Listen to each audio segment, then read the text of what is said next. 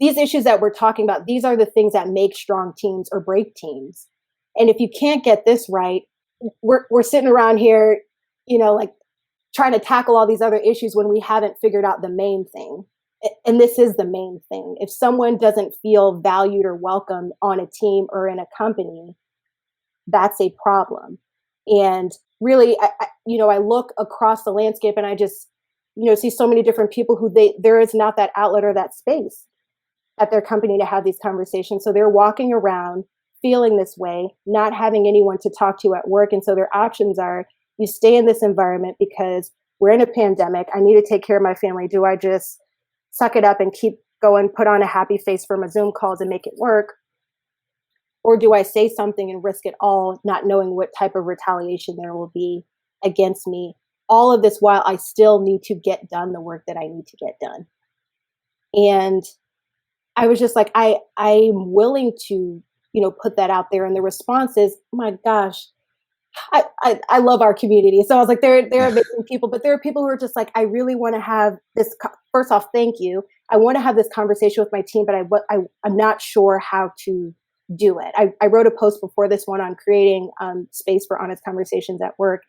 And it's just, I see a lot of, I'm not sure. And so in response to the, I'm not sure what to do, I said, okay, well then start by looking internally, start by looking at yourself and asking yourself these questions. Because you're right, it's more than a statement. And people want to know that when people are interviewing for jobs and they have options, they don't just want to go somewhere with a boilerplate language on the website. They want to know, well, what does that mean? How are you taking care of your people during the pandemic? What have you done in response to the social unrest? Those were two questions. And, different interviews I've done with people in government who are onboarding folks, those were questions that were coming up that people had.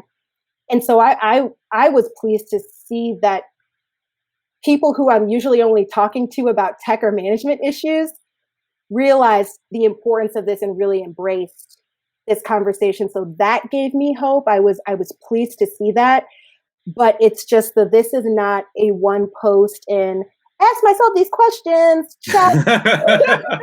Right. So what's that project do? Right. Next.